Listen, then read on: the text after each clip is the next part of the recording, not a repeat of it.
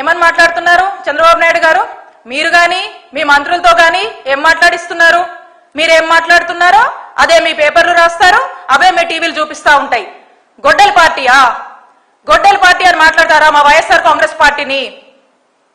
మీరా మాట్లాడతారు? ఒక్కసారి మీ చరిత్ర తీసుకుంటే వెన్నుపోటుకి care of address Chandrababu Naidu garu, వెన్నుపోటుకి హత్య రాజకీయాలకి పేటెంట్ చంద్రబాబు నాయుడు గారు. అలాంటి మీరు మమ్మల్ని మాట్లాడతారు? అసలు మీ పార్టీ వ్యవస్థాపకులు ఎవరండి? మీ పార్టీ వ్యవస్థాపకులు ఎవరు? ఆ మహానీయుడిని చంపింది ఎవరు? ఆ మహానీయుడి దగ్గర నుంచి పార్టీ అధికారం కోసం లాక్కుంది ఎవరండి? మీరు కాదా? అదేం మేము ప్రత్యేకంగా చెప్పాల్సినటువంటి అవసరం లేదు. మీకు వెన్నుపోటు అనేది వెన్నతో పెట్టినటువంటి విద్య చంద్రబాబు నాయుడు గారు.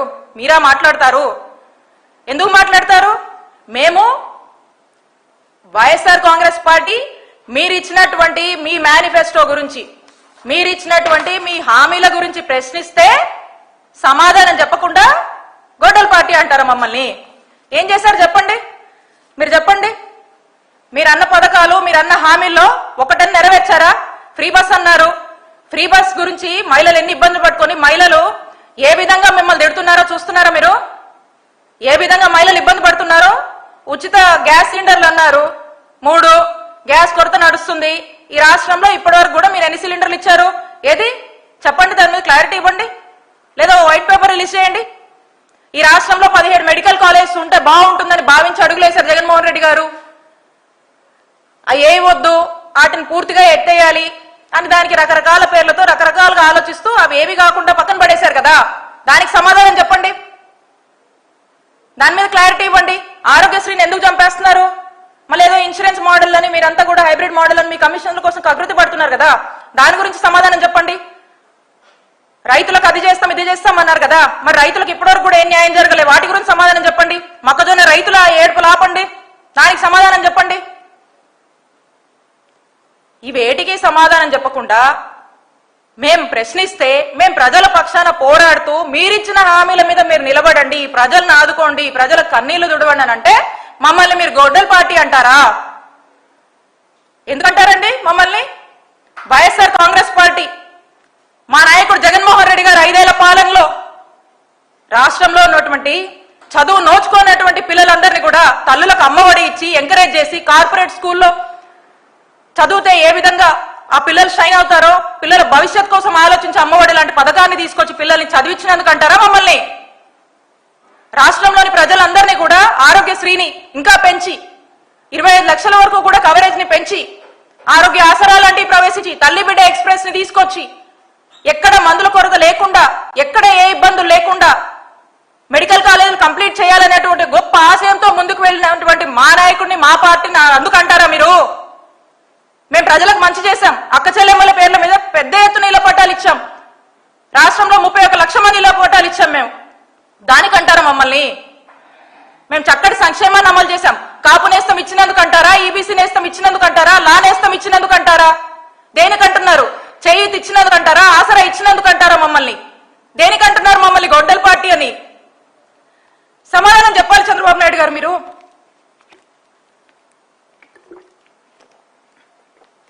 మీరు వీటన్నిటికీ సమాధానం చెప్పాలి.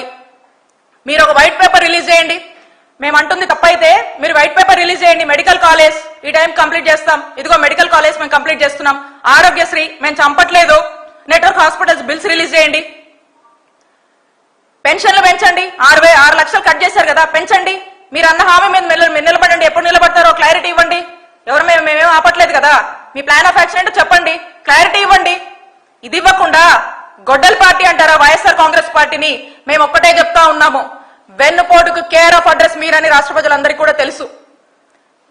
పదే మీరు మా వైఎస్ఆర్ కాంగ్రెస్ పార్టీని గొడ్డలి పార్టీ అని గనక మీరు మీ మంత్రులు ఇదే గనక మీరు అంటే మేము కూడా మిమ్మల్ని వెన్నుపోటు పార్టీ అని పిలవాల్సి వస్తుంది చంద్రబాబు నాయుడు గారు అని మిమ్మల్ని హెచ్చరిస్తున్నాం.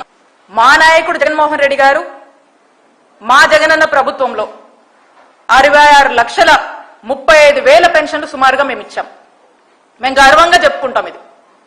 మీరు ఇందులో ఈ 66,30,000 పెన్షన్స్ లో -6 లక్షలు చేశారు. అంటే 6 లక్షల పెన్షన్స్ కట్టు. పైగా ఈ 2 సంవత్సరాల్లో ఒక్క కొత్త పెన్షన్ కూడా ఇవ్వలేదు. ఇది ఈ రోజున పెన్షన్స్ విషయంలో కూటమి ప్రభుత్వము మరి వెళ్తున్నటువంటి తీరు. దీనికి ప్రతి నెల ఆర్భాటాలు, ఫోటోషూట్లు, ఇదంతా మనం చూస్తా ఉన్నాం.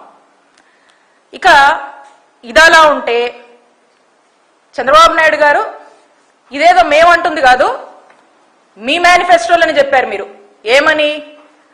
బీసీలకి, ఎస్సీలకి, ఎస్టీలకి 50 సంవత్సరాలు నిండితే చాలు మీ అందరికి కూడా పెన్షన్స్ ఇస్తామని చెప్పి మీరు ఉదరగొట్టిందే మీ మేనిఫెస్టోలో, మీ సూపర్ 6 లో. మరి దీని పరిస్థితి ఏంటి? ఈ 50 ఏళ్ల మందికి ఎన్ని పెన్షన్స్ ఇస్తున్నారు? మా నాయకుడు మా హయాంలో ఇచ్చినటువంటి పెన్షన్స్ నుంచే 6 లక్షలు కోత పెట్టారు. ఒక్క కొత్త పెన్షన్ ఈ రోజుకి ఇవ్వలేదు. మీరన్న మేనిఫెస్టో ప్రకారం చూసినా ఈ మరి 50 ఏళ్ళు నిండిన వాళ్ళంటే ఇవి కూడా చాలానే యాడ్ అవుతాయి. మరి వీటికి దిక్కులేదు, మీరు మాట్లాడుతూ ఉన్నారు. నాకు ఆశ్చర్యం అనిపిస్తా ఉంది. మరి 2 సంవత్సరాలు అయింది కూటమి ప్రభుత్వం అధికారంలోకి వచ్చి. ఈ 2 సంవత్సరాలుగా ఈ రాష్ట్రంలో మరి 60 ఏళ్ళు నిండిన వాళ్ళు ఎవరు కొత్త వాళ్ళు రాలేదా? బహుశా వీళ్ళు ఇదైనా చెప్తారు, ఏమనంటే అవసరమైతే ఇలా కూడా చెప్తారు, మేము ఈ 2 సంవత్సరాలు అయింది అధికారంలోకి వచ్చి, ఈ 2 సంవత్సరాల్లో 60 ఏళ్ళు నిండిన వాళ్ళు ఎవరు కూడా ఎవరికి 60 ఏళ్ళు నిండలేదు కాబట్టి మా దృష్టికి రాలేదు కాబట్టి మేము పెంచలేదు కొత్త పెన్షన్స్, అందుకే ఇవ్వలేదు అని మాట్లాడతారు. ఇందులో ఇంకో దారుణం ఉంది. మళ్ళీ ఏ గడపైనా ఏ గ్రామంలో ఇది వైఎస్ఆర్ కాంగ్రెస్ పార్టీ వాళ్ళు, వీరు వైఎస్ఆర్ కాంగ్రెస్ పార్టీ సింపథైజర్స్ అని కనుక అనిపిస్తే ఇమ్మీడియట్ గా ఆ ఇంట్లో ఉన్నటువంటి పెన్షన్ తొలగించాలి. ఒకవేళ తొలగించకపోతే తొలగించేందుకు విశ్వ ప్రయత్నాలు చేయాలి. ఇది ఈ ప్రభుత్వం యొక్క ఫిలాసఫీ. ఇప్పటికే మనం చూస్తా ఉన్నాము, వీళ్ళు అధికారంలోకి వచ్చాక 3,61,000 కోట్లు చంద్రబాబు నాయుడు గారు అప్పులు చేశారు. మరి ఈ అప్పులు చేసిన డబ్బులు ఏం చేస్తున్నారు? ఏమైనా స్కీమ్స్ ఇస్తున్నారా? అది లేదు. సరే, ఇన్ని డబ్బులు తెచ్చారు కదా, ఒక కొత్త పెన్షన్ ఇవ్వచ్చు కదా, దాని మీద కూడా ధ్యాస లేదు. మరి డబ్బంతా ఏం చేస్తున్నారో వాళ్ళకే తెలియాలి. ఎంతసేపు చూసినా కూడా వాళ్ళ యొక్క జల్సాలు, లగ్జరీస్ కి, కంఫర్ట్స్ కి ఎక్కడా కూడా తగ్గకుండా ముగ్గురు ఇష్టం వచ్చినట్టుగా స్పెషల్ ఫ్లైట్లు, స్పెషల్ హెలికాప్టర్స్ వీటిలో తిరుగుతా ఉన్నారు. ఏదో ఆటో ఎక్కినట్టే, అటెళ్తే ఇటెళ్తే, అటెళ్ళినా ఇటెళ్ళినా ఎక్కడికి పడితే అక్కడికి ఫ్లైట్. పొద్దున్న లేస్తే ఈ ఫ్లైట్లలోనే ఎటు పోయినా ఫ్లైట్సే. ఇష్టం వచ్చినట్టుగా మరి ఇది ప్రజల సొమ్ము. అధికారంలో ఉన్నారు, మరి అధికారంలో ఇష్టం వచ్చినట్టుగా మీ లగ్జరీస్ కోసం ప్రజల సొమ్ము ఏ విధంగా దుర్వినియోగం చేస్తున్నారో ప్రజలన్నీ కూడా చూస్తున్నారు. కాబట్టి మీ యొక్క ఆర్భాటాలకు ప్రజల యొక్క సొమ్ము ఏ విధంగా ఆవిరైపోతుందో ప్రజలన్నీ కూడా గమనిస్తున్నారు. మరిక రీసెంట్ టైమ్స్ లో మనం చూస్తా ఉన్నాము. ఇక ఏమంటే రాజధాని పేరుతో మాత్రం ఈ కూటమి ప్రభుత్వము వీళ్ళ యొక్క కరప్షన్ ఆకాశానికి అంటుతోందనే చెప్పొచ్చు. ఎందుకంటే తాజాగా అమరావతి పేరుతో అక్కడేదో అద్దాలు బిగించడానికి 2,500 కోట్లు మరి ఖర్చు చేస్తా ఉన్నారు. పర్ స్క్వేర్ ఫీట్ రూపీస్ 18,500, 18,500 రూపాయలు స్క్వేర్ ఫీట్ కి ఖర్చు చేస్తూ మరి వీళ్ళు ఈ యొక్క ప్రతిపాదనలతో ఈ యొక్క విధంగా ఖర్చు చేయాలనే ఉద్దేశంతో అడుగులు ముందుకు వేస్తున్నారు. నిజంగా ఈ ప్రైస్ అనేది షాకింగ్ ప్రైస్. మన దేశంలో ఎక్కడ కూడా ఉండదు. ఎంత యు నేమ్ ఇట్, లైక్ ఎంత పెద్ద కాస్మోపాలిటన్ సిటీ అయినా, మెట్రోపాలిటన్ సిటీ అయినా, ఏది తీసుకున్నా big cities you name it, like Hyderabad, Chennai, Bengaluru, ఎక్కడ మనము ఎక్కడ చూసినా కూడా ఇంత కాస్ట్, ఢిల్లీతో సహా ఎక్కడ కూడా ఇంత కాస్ట్ అనేది లేదు. మాక్సిమం 4,000 అంటే ఎక్కువ, చాలా హై ఎండ్. మరి అలాంటిది 18,500 అంటే ఏందన్నట్టు ఇది? ఏంటా అని దీన్ని ఎవరైనా ప్రశ్నిస్తే ఇంకంతే, ఒకటే చెప్తారు. ఏమని? వీళ్ళు ప్రశ్నిస్తున్నారంటే అమరావతికి వ్యతిరేకమని దుష్ప్రచారం చేస్తారు. వైఎస్ఆర్ కాంగ్రెస్ పార్టీ స్టాండ్ ఒకటే, మేము అమరావతికి వ్యతిరేకం కాదు. మేము అమరావతి పేరుతో మీరేదైతే ఒక స్కామ్ కి పాల్పడుతున్నారో, ఆ దోపిడీకి మేము వ్యతిరేకమని పలుసార్లు మా నాయకుడు జగన్మోహన్ రెడ్డి గారు స్పష్టం చేశారు. మళ్ళీ మళ్ళీ చెప్తున్నాము, మేము అమరావతికి వ్యతిరేకం కాదు. The biggest scam in the name of Amaravati ఏదైతే మీరు చేస్తున్నారో దానికి మాత్రమే వైఎస్ఆర్ కాంగ్రెస్ పార్టీ వ్యతిరేకమని చెప్తా ఉన్నాము.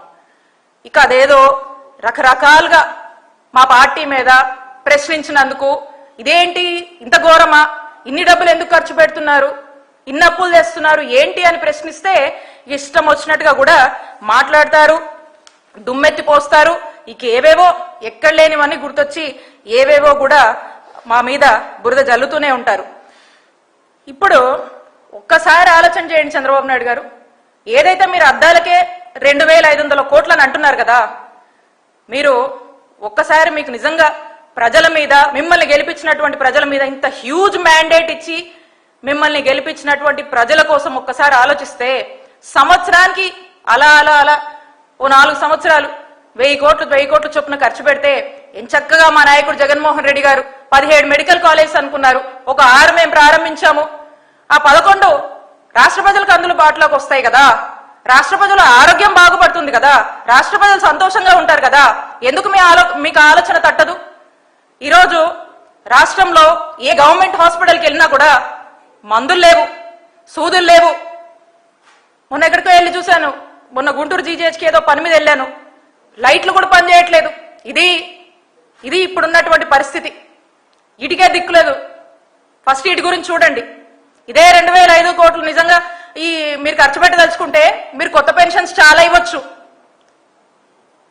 ఈ రోజున మనం చూస్తా ఉన్నాము, నాడు నేడు పనులు నోచుకోక స్కూళ్ళ పరిస్థితి. మరి ఆ స్కూళ్ళ డెవలప్మెంట్ కోసమో ఖర్చు చేయొచ్చు, హాస్పిటల్ డెవలప్మెంట్ కోసం ఖర్చు చేయొచ్చు. రైతులు రోడ్డెక్కి ఏడుస్తా ఉన్నారు. మరి మొక్కజొన్న రైతులైతే ఏ విధంగా బాధిస్తున్నారు, కన్నీళ్లు పెడుతున్నారో వాళ్ళ బాధలు తీర్చొచ్చు, మహిళలకు న్యాయం చేయొచ్చు. ఇలా యునేమిట్ లైక్ ఎవరినైనా కూడా బీసీ హాస్టల్స్, ఎస్సీ హాస్టల్స్, గిరిజన హాస్టల్స్ లో ఎంతో మంది సరైన ఫుడ్, ప్రాపర్ శానిటేషన్ లేక, సరైన తాగునీళ్ళు లేక, ఆరో ప్లాంట్లు లేక ఈరోజు ఆ కలుషితమైనటువంటి పరిస్థితుల్లో ఎంతమంది ప్రాణాలు పోతున్నాయి. ఇంతమంది పిల్లల ప్రాణాలు మీరు కాపాడొచ్చు కదా ఈ 2500 కోట్లతో. మీరు నిజంగా దీన్ని ప్రాపర్ గా యూటిలైజ్ చేస్తే ఇవన్నీ మీకు ఎందుకు కనిపించవు? ఇవన్నిటి గురించి దృష్టి పెట్టండి చంద్రబాబు నాయుడు గారు. ఈ అద్దాల గురించి, మీ ఆర్భాటల గురించి ఇన్ని వేల కోట్లు మీరు ఖర్చు చేస్తున్నారు కదా. కాబట్టి ఒకటే, ఇలా చెప్పుకుంటూ పోతే చాలా ఉన్నాయి. ఏ వర్గం కూడా సంతోషం లేరు, ప్రతి వర్గం ఏడుస్తుంది, ప్రతి వర్గంలో ఉన్నటువంటి ప్రజలు బాధపడతా ఉన్నారు. కాబట్టి వీళ్ళకు ఉన్నటువంటి ధ్యాస ఒకటే, వాళ్లకు అవినీతి విపరీతంగా చేయాలి, కరప్షన్, కంఫర్ట్స్ అండ్ లగ్జరీ, ఇవే చంద్రబాబు నాయుడు గారి యొక్క పాలనలో మరి మనకు కనిపిస్తున్నాయి. వాళ్ళ యొక్క విలాసాల కోసం తప్పితే ప్రజల ప్రయోగాల కోసం ఏమీ కూడా పని చేయట్లేదు, పట్టించుకోవట్లేదు. ఎందుకంటే ప్రజల మీద చిత్తశుద్ధి అనేది లేనే లేదు చంద్రబాబు నాయుడు గారి ప్రభుత్వానికి అని స్పష్టమైంది ఇప్పటికే. ఇక ఆరోగ్యశ్రీ విషయానికి వస్తే మాత్రం ఆరోగ్యశ్రీకి చంద్రగ్రహణం పట్టిందనే చెప్పొచ్చు. ఎందుకంటే ఏమంట మీరు అధికారంలోకి వచ్చారో ఆరోగ్యశ్రీని క్రమక్రమంగా నిర్వీర్యం చేస్తూ ఆరోగ్యశ్రీని చంపేస్తున్నారు. ఒక గొప్ప ఉద్దేశంతో ఆనాడు డాక్టర్ వైఎస్ రాజశేఖర రెడ్డి గారు ఆరోగ్యశ్రీ పథకాన్ని తీసుకొచ్చి ఎంతో మంది, కొన్ని లక్షల మంది ప్రాణాలు కాపాడడానికి తీసుకొచ్చినటువంటి ఈ పథకాన్ని ఈరోజు పూర్తిగా నీరుగార్చి ఆఖరికి ఏ పరిస్థితికి వచ్చిందంటే ఈ రోజున హాస్పిటల్స్ కి వెళ్తే ఆరోగ్యశ్రీ నో బోర్డు పెట్టి ఆరోగ్యశ్రీ చూస్తాం లేదు, మాకు ప్రభుత్వం నుంచి డబ్బులు రావాలి, అవి రాలేదు కాబట్టి మేము చూడలేము, మీ దగ్గర డబ్బులు ఉంటే చూపించుకోండి, లేదంటే లేదని చెప్పే పరిస్థితి. మరి అనేక ఇబ్బందుల్లో ఆరోగ్యశ్రీ హాస్పిటల్స్ వాళ్ళు సమ్మెకు దిగి మరి సమ్మె చేస్తే వాళ్ళని ఇక కొంతమంది అయితే పొయ్యి కూడా వేస్ట్, వీళ్ళు ఇవ్వరు పెట్టరు, ఎప్పుడు ఏదో మాటలు చెప్తా ఉన్నారని చెప్పి కొంతమంది ఆశలు కూడా వదిలేసుకుని హాస్పిటల్స్ వాళ్ళ పని వాళ్ళు చేసుకుంటున్నారు. మరి కొంతమందిని పిలిచి ఏదైతే సుమారు 4000 కోట్లు ఆరోగ్యశ్రీ బిల్స్ బకాయిలు ఉన్నాయో దానికి సంబంధించి ఒక 1000 కోట్లు ఇస్తామని చెప్పి పిలిచి ఏదో మాటలు చెప్పి అందులో కూడా ఏం మాట్లాడారు, ఒక కొత్త అంశాన్ని తీసుకొచ్చారు మీరు. దాంట్లో ట్రైపార్టీ అగ్రిమెంట్ అంట. ఈ ట్రైపార్టీ అగ్రిమెంట్ ఏంటి? దీంట్లో ఈ యొక్క విధానం ఏంటంటే ప్రభుత్వము ఏదైతే ప్రభుత్వం ఒక అప్పు చేస్తుంది, ఆ అప్పుకు షూరిటీగా ఈ నెట్వర్క్ హాస్పిటల్స్ ఉండాలంట. అప్పుడు ఒక అప్పు తెస్తారు, ఆ అప్పులో వచ్చినటువంటి డబ్బులని హాస్పిటల్స్ కి ఇస్తారు. ఒకవేళ ప్రభుత్వము అప్పు చెల్లించినటువంటి పరిస్థితిలో ఉంటే ఆ భారం ఆ బాధ్యత ఈ నెట్వర్క్ హాస్పిటల్స్ అంట. ఆలోచన చేయండి ఒకసారి. ప్రభుత్వమే ఇలాంటి ఏదేదో పేరుతో ఇంతటి భారాన్ని ఇంతటి ప్రెజర్ ని నెట్వర్క్ హాస్పిటల్స్ మీద, పైగా వాళ్ళకు డబ్బులు చెల్లించక ఇట్లాంటి అన్ని వాళ్ళ మీద ఈ ప్రెజర్ మోపితే వాళ్ళు ఏం ట్రీట్మెంట్ ఇస్తారండి జనాలకి? వాళ్ళు ఏం చెప్తారు సమాధానం జనానికి? దీనివల్ల అల్టిమేట్ గా నష్టపోతుంది ఎవరు? Common man. అంతే కదా. ప్రజలు హాస్పిటల్కి వస్తారు, వీళ్ళు ఈ ప్రెజర్ ఎక్కువైపోయింది అనుకోండి, డబ్బులు రావని తెలిసింది అనుకోండి, డబ్బులు రావట్లేదు ఎలాగో కొంతమంది చూడటం లేదు, ఆ ఉన్నోళ్ళు కూడా వీళ్ళని ఎలా చూస్తారు? వీళ్ళ కర్మకి వీళ్ళ చావుకి ప్రజల్ని మీరు వదిలేస్తున్నారు. ఈ ప్రజల్లో ఏం చూస్తారు వీళ్ళు? ఇలాంటి కండిషన్స్ మీరు పెట్టేవి నెట్వర్క్ హాస్పిటల్స్ కి? ఇదా మీరు ఇచ్చేటువంటి ఒక ఎన్వైరన్మెంట్? ఇదా మీరు ఇచ్చేటువంటి ఒక ఈజ్ వీళ్ళకి? ఎంత తప్పిది! ప్రజల ప్రాణాలతో చెలగాటమాడడం కదా. ఇంకొక దారుణమైనటువంటి విషయం ఏంటంటే, ఇక ఆరోగ్యశ్రీకి సంబంధించి ఇష్టారాజ్యంగా ఎల్ఓసీలు ఇస్తున్నారు, లెటర్ ఆఫ్ క్రెడిట్లు ఇస్తున్నారు ఇష్టం వచ్చినట్టుగా. మళ్ళీ ఈ హాస్పిటల్స్ తో కొంతమంది ఇక వీళ్ళే కొన్ని హాస్పిటల్స్ తో కుమ్మక్కై వీళ్ళ యొక్క కమిషన్స్ కోసము ఈ సిఎంఆర్ఎఫ్ నుంచి కూడా ఇక ఇష్టం వచ్చినట్టుగా నిధులు ఇస్తా ఉన్నారు. టోటల్ గా ఆల్మోస్ట్ చూస్తే దీంట్లో నుంచి ఒక 30% స్ట్రైట్ అవే కమిషన్ మాట్లాడుకుంటా ఉన్నారు. ఎంత దారుణం ఇది! ఇలా ఆరోగ్యశ్రీని పూర్తిగా నిర్వీర్యం చేయడమే కాకుండా మీ కమిషన్స్ కోసము ఎక్కడ లేని ఎత్తుగడలు వేస్తూ ముందుకు వెళ్తా ఉన్నారు. ఆరోగ్యశ్రీని దాదాపు 3300 ప్రొసీజర్స్ వరకు జగన్మోహన్ రెడ్డి గారు పెంచి, ఏ పేదవాడు ఏ అనారోగ్య సమస్యతో హాస్పిటల్కి వెళ్ళినా కూడా ఇది ఇక్కడ చూడమనే పరిస్థితి రాకుండా రెగ్యులర్ గా రిపీటెడ్ గా మనకి ఏ సమస్యలు వస్తున్నాయో అలాంటివన్నీ కూడా ఆరోగ్యశ్రీలో ఉండాలి. అవుట్ ఆఫ్ పాకెట్ ఎక్స్పెండిచర్, ఎవరి జాబ్ నుంచి కూడా డబ్బులు ఖర్చు కాకూడదు. వీలైనంత వరకు కూడా ప్రభుత్వమే బాధ్యత తీసుకోవాలి, ప్రజలకు అన్ని విధాలుగా అండగా ఉండాలి, మంచి నాణ్యమైన వైద్యం అందించాలి అనేటువంటి ఉద్దేశంతో మేము అడుగులు ముందుకు వేసినటువంటి ప్రభుత్వం జగన్మోహన్ రెడ్డి గారి ప్రభుత్వం. మరి అలాంటిది ఒక ఆరోగ్య ఆసరా తీసుకొచ్చారు. 25 లక్షల వరకు కూడా ఆరోగ్యశ్రీ పరిధిని పెంచారు. ఇంత గొప్పగా ఆరోగ్యశ్రీని మేము తీర్చిదిద్ది దీన్ని ప్రజలకు అన్ని విధాలుగా వీళ్ళకు చాలా సులభంగా యాక్సెసిబుల్ గా ఉండాలి, భారంగా ఉండకూడదు. ఎవరికి ఏ ప్రాబ్లం వచ్చినా కూడా ఆరోగ్యశ్రీ ద్వారా మనం కవర్ చేయాలనేటువంటి ఒక గుడ్ ఇంటెంట్ తో వెళ్తే వీళ్ళు మాత్రం క్రమంగా దీన్ని చంపుతూ నాశనం చేస్తూ వచ్చారు. ఒక రకంగా చెప్పాలంటే రాష్ట్ర ప్రజలు ఒకటే అనుకుంటున్నారు, మా దౌర్భాగ్యం ఈ కూటమి ప్రభుత్వం అధికారంలోకి రావడం, మా దౌర్భాగ్యం ఈ చంద్రబాబు నాయుడు గారు అధికారంలోకి రావడం అని అన్ని వర్గాల వాళ్ళు అనుకుంటున్నారు.